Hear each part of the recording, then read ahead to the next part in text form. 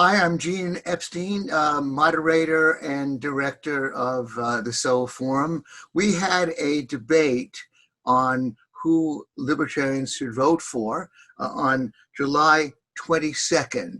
We had a libertarian favoring Biden, a libertarian favoring Joe Jorgensen, and a libertarian favoring Donald Trump. That debate got nearly 45,000 YouTube views so far and still counting, by far our most popular online debate. So we thought that since time has elapsed, since July 22nd, we would revisit the issue by asking each of our debaters to deliver a short talk on why they still favor their candidate. We asked them basically to address two questions. What new arguments would you make to counter objections to your candidate?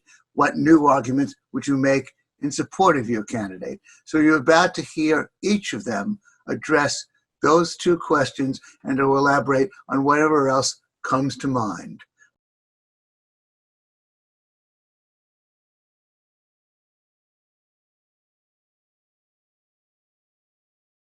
Thanks to the Soho Forum and to Gene Epstein to give me this opportunity to update what I said a couple months ago in the debate about the presidential election.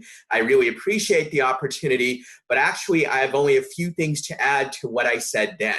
If you recall, back then, the reason why I said Biden was a lesser evil than Trump from a libertarian perspective is primarily because of several big issues. He's better on immigration, he's better on trade, he's better on property rights, and even though he may not want to be, he's also better on government spending, not because he's wonderful in and of himself on that point, but because when there's a Democratic president in the White House, Republicans and even some Democratic moderates tend to favor spending restraint much more than they do when there's a Republican in the White House, as witnessed the fact that we had record deficits under Trump even before the coronavirus crisis hit. However, in the intervening couple of months, Donald Trump has taken the trouble and the time to add to my case in a couple of respects. First, Donald Trump has gone into an all-out embrace of NIMBYism. That is on restrictions on the use of property rights to build new housing. He now has clearly endorsed using zoning to do that. This is one of the biggest restrictions on property rights in any aspect of U.S. and or local or state government policy. It literally keeps millions of people from moving to places where they might have greater opportunity of various kinds, and it's also very damaging to the economy. And Trump has come full square in favor of this, as he and his and his Secretary of Housing and Urban Development, Ben Carson, wrote all about it in a Wall Street Journal op-ed. He says that we have to exclude people so it won't destroy the suburbs. And with thinly veiled racial appeals, he implied that if you don't do this, maybe African Americans and Hispanics would move into majority white neighborhoods. So he's both undermining property rights and appealing to racial and ethnic bigotry simultaneously. It's not easy to get more unlibertarian than that. The Democratic Party is far from perfect on zoning issues. They have their own very troubling history with it. However, in recent years, Democrats have actually spearheaded reforms of zoning in places like California, Minneapolis, and elsewhere. Indeed, Trump even denounced the leading zoning reformers in California for the grave sin of trying to change California law to allow the building of multifamily housing in places where it's previously forbidden. So that's one issue where the contrast has gotten even greater and Trump has gotten even worse than before. The second is the nationwide eviction moratorium that Trump, through his Center for Disease Control, imposed just a few weeks ago, which essentially bans a large swath of landlords from evicting their tenants for virtually any reason until at least the end of the year, but quite possibly it'll end up being longer than that. The excuse for this is the coronavirus crisis, but this is being imposed regardless of how much the threat of transmission really is in a given area. And it is far from clear that this will even reduce transmission at all. Moreover, the way that this is structured, if you buy that the administration has the authority to do this, then you would also have to buy the idea that the same statute and the same regulations give it the authority to shut down any kind of economic transaction, or indeed even a non-economic transaction of any kind, so long as there is even some chance that allowing the transaction to go forward would allow any contagious disease of any kind to spread. It doesn't even have to be the coronavirus. It could be the flu or the common cold. The interpretation of the statute that enables them to do this would also enable Trump, with the help of the CDC, to mandate pretty much anything of any kind, or to shut down any transaction of any kind. It seemed to me that a presidential power grab this great is something not only libertarians, but anybody who believes in any kind of limited government should have reason to oppose. So that's another way in which he has reinforced my case. I should also mention that he has further reinforced it by, over the last few weeks, he has very visibly refused to denounce violence by people who support him, various right-wing militias, the Proud Boys, and others. By contrast, Biden, despite his flaws, has been more than willing to denounce violence by left-wing rioters and left-wing and far leftists and others. I think that's a very important contrast. A political leader who is willing to openly praise, in some cases, violent supporters of his and endorse violence as a tool of politics, that's not something we want to have in a liberal democratic society. Finally, a word about Jo Jorgensen. I continue to believe, as I said in the original forum, that on most policy issues, she's better than either Trump or Biden, but I also continue to believe that she has virtually no chance of winning. Even in her most favorable polls, she does not rise above about 2%. And I think that's highly unlikely to change between now and November 3rd. So I think the bottom line is that Biden is significantly superior to Trump on a whole range of issues. And I think there's no reason to change the conclusion that I reached about that a couple months. Biden is by no means perfect. If he becomes president, he will do many things that I disapprove of, and certainly probably other libertarians as well. But on the whole, he would be significantly better than Trump.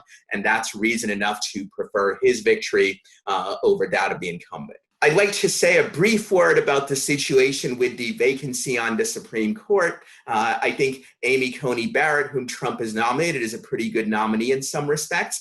On the other hand, it's very noticeable that her selection caters much more to social conservatives than to libertarians. It's also notable that what Trump is doing here is he has helped create a crisis through making this appointment before the election. That crisis is a violation of the principle that the Republicans themselves endorsed in the 2016 election, which is that when a vacancy comes open in an election year, the people, quote unquote, are supposed to decide. It could also lead to a court-packing attempt on the part of the Democrats, which I admit is a real risk of a Biden victory. However, pushing court-packing through will not be easy for Biden, as it would require him to get the support of virtually every single one of the Democratic senators that might be elected, assuming they have a majority at all. And it's possible that at least initially, Biden would much prefer to pursue other objectives rather than spend a lot of political capital on this. So I think there is a risk here. It's real. I've written about it, but it doesn't outweigh the much larger and much more certain risk that would be created by re-electing Trump. Thank you.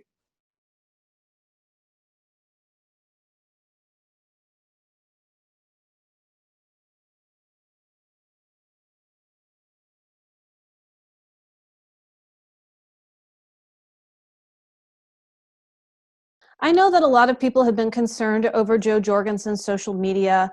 Right before our last Reason interview debate regarding who we should vote for president as libertarians, a lot of libertarians were upset and thought that she was pandering to Marxists because she had made comments in support of the Black Lives Matter movement. I think that she did a pretty good job dispelling those concerns and saying that she was really just in solidarity with people who were concerned about police officers and the criminal justice system harming Black people disproportionately, and quite frankly, harming anyone at all when they don't have to. And I think she's done a pretty good job of setting those fears at ease, at least for people who are interested in taking her seriously. And I know that she's had some other social media gaffes too. I would attribute that not just to her, but to her campaign and campaign staff, and how challenging it is to run a presidential campaign on a shoestring budget. So I think that those concerns are valid, but I don't think that they hold really any weight compared to some of the other issues that we've seen with the other two presidential campaigns, like Biden's refusal to address the '94 crime bill, Trump's continuous gaffes regarding his firearms position, his Second Amendment position. He just doesn't address any of those concerns. The fact that he really can't do anything for us when we live in a blue state and we're being controlled by tyrannical governors regarding the lockdown. Unfortunately, our government system it's not set up that way. The president isn't a dictator and he can't help us out. And so what can we do?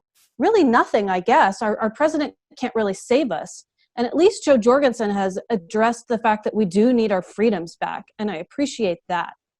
Obviously, everybody was also really upset with her Supreme Court suggestion for Alan Dershowitz, who was an attorney who defended Epstein in a case. That was pretty much terrible. It seemed to me that her campaign staff didn't do a very good job of researching those guys. However, she did issue a retraction of that, which I appreciate, which shows that she would actually listen to her constituency, unlike some of the other guys up there. We know that Biden he just basically ignores any criticisms that we give to him, and Trump's fan base doesn't really seem to acknowledge any of his wrongdoings or political missteps. So I guess it's no surprise that he wouldn't admit that anything he's doing is wrong.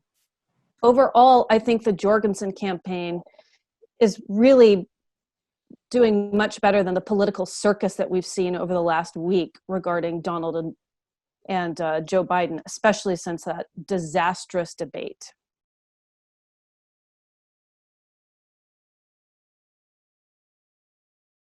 I do think that it's still important to vote for to not vote for evil in this upcoming presidential campaign.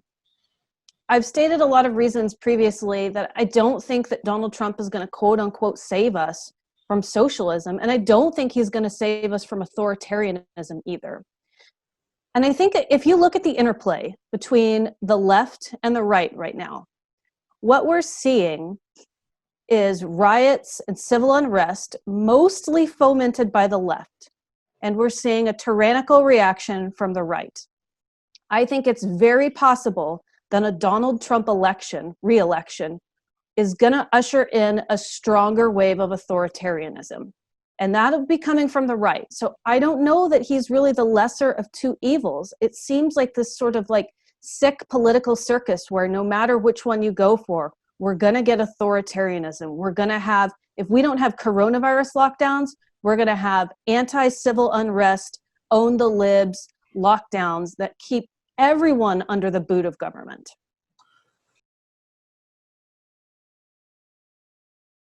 I will reaffirm my support of her because she hasn't done anything terrible. The worst things that she's done would be that she made the recommendation for Alan Dershowitz and then she retracted it. She's made a couple of other kind of dumb tweets. I don't even attribute that to her personally. I attribute that to her campaign. She's continued to stick with libertarian principles. She hasn't shifted the goalposts on any of her serious points. She's just continuing to preach free markets and economics and civil liberties. And I think that that's really important right now, especially economic policy. I know Donald Trump is really talking about how he's done as much for the economy as he can. But when we look at the state of things, I don't think so.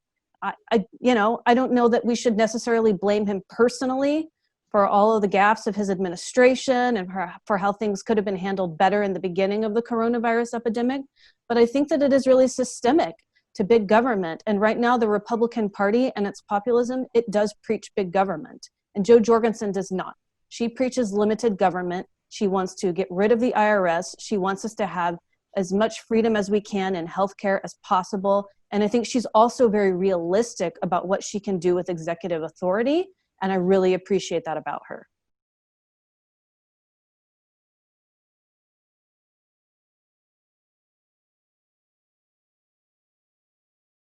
Thank you to the Soho Forum for having me today. I'm going to be updating my prior presentation from the debate we held on July 22nd. In the prior debate, I addressed substantially why I thought Joe Jorgensen was not really a viable candidate for president for a Libertarian to vote for, so I'm not going to go into that again today. And I'm principally going to direct my attention to the question of Biden v. Trump, to issues that have arisen since July 22 on that subject. On the question of Biden v. Trump, I think there are two overriding things that libertarians should be concerned about and that should guide their vote. One is the Supreme Court. The other is the overall size and scope of government and where that is likely to go under the leadership of these two candidates as president.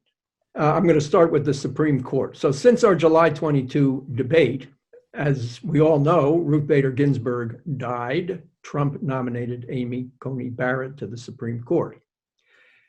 In response to that, many Democrats have come out and said what the Democrats ought to do if Amy Coney Barrett gets confirmed, which is likely to happen, is they ought to pack the Supreme Court. That is, add additional Supreme Court justices, maybe 3, maybe 5, they haven't specified how many, to cement a liberal majority for the long term.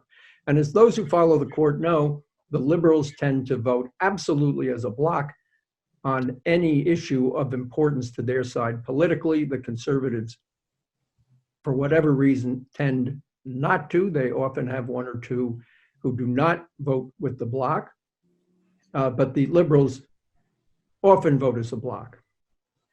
And I want to go over 2 Supreme Court cases that illustrate why it is important not to have a liberal controlling voting bloc. One is Citizens United.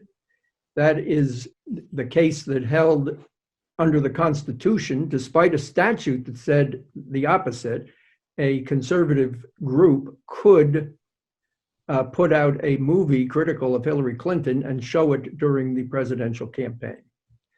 The 4 liberal justices are not the same 4 as they are today, but the 4 liberal justices voted as a bloc in dissent and basically came out for the proposition, which is what the statute provided for, that the New York Times, the Washington Post, all the liberal media, Hollywood, and all their allies can spend whatever they want in infinite amounts to support their side, while a conservative or libertarian candidate cannot, through a corporate entity, put out a movie within 60 days prior to the election.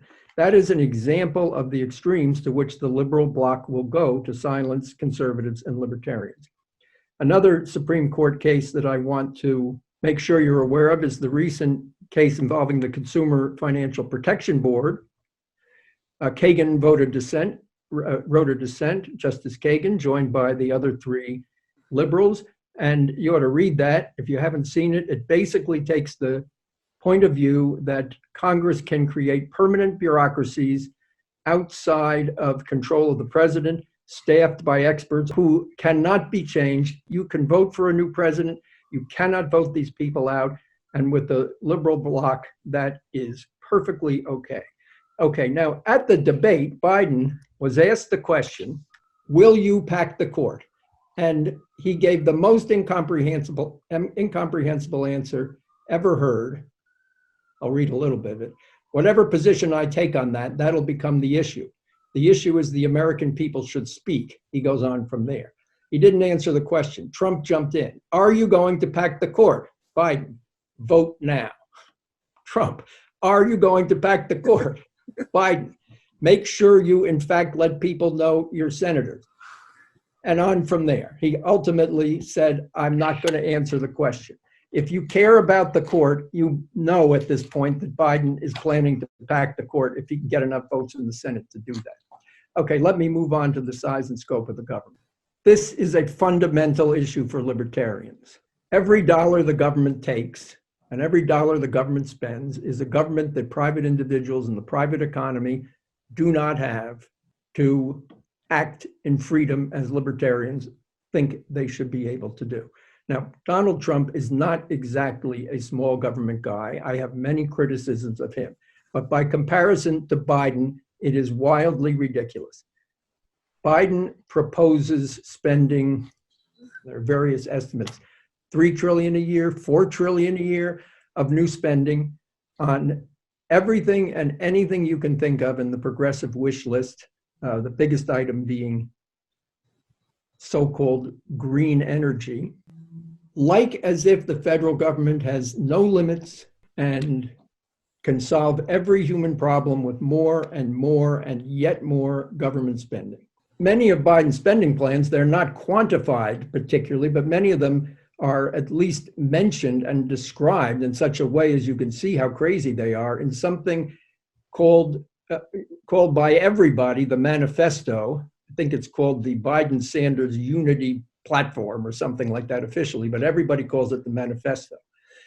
In the debate, and this is a question, of course, Chris Wallace didn't even ask, in the presidential debate, Trump said, listen, you agreed with Bernie and the manifesto.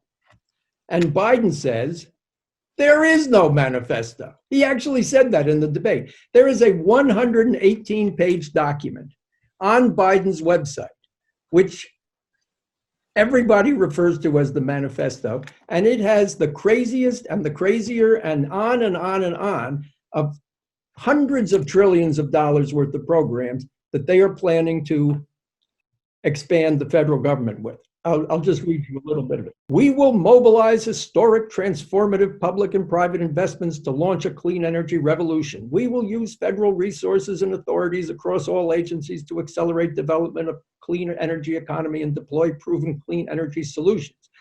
Create millions of family-supporting and union jobs, upgrade and make resilient our energy, wastewater, transportation infrastructure, develop manufacturing. It goes on and on and on and on. Also in the debate, again, a question from Trump, not Wallace, who wouldn't ask any important question to Biden.